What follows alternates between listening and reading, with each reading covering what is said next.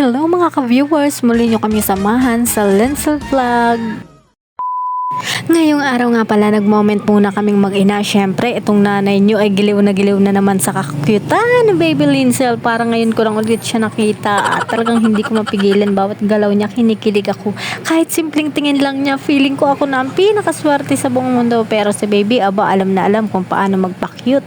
Kunting ngiti lang, lusot agad sa nanay. Kaya ayan, imbis na ako ang masunod, siya ang nasusunod. Maya-maya nga dumating na naman ang kanyang pamangkin at ayan na, nagkakatinginan na naman silang dalawa. Yung tingin na parang may sariling usapan kahit wala namang salita.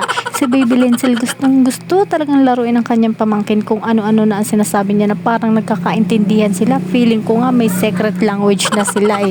Habang nagkakatuwa naman kaming mga nanay at syempre nagkakakwentuhan rin kami ng mga nanay ng batang iyan.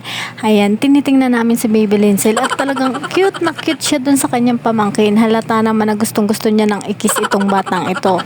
Habang nagkakatuwaan kami, biglang binibiro tayo ni Lenzel at teka lang, nangungulangot pa talaga. Naku naman baby, on cam pa talaga ha. Parang sinasabi niya, ito ang real me, walang arte-arte, go lang ng go. Kaya ayan, tawang-tawa na lang kami, bahala na kung mapanis, basta masaya.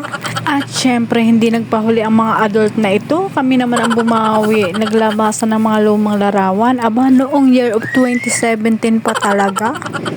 Tawanan kami ng tawanan, sabay biruan pa, no, sino to? Hindi ko kilala, pero kahit nagbago man ang itsura, ang mahalaga nandito pa rin ang samahan at kulitan. Mas lalo pang naging masaya habang tumatagal. Maganda talaga yung may naitatabi kang mga memories para masarap balik-balikan.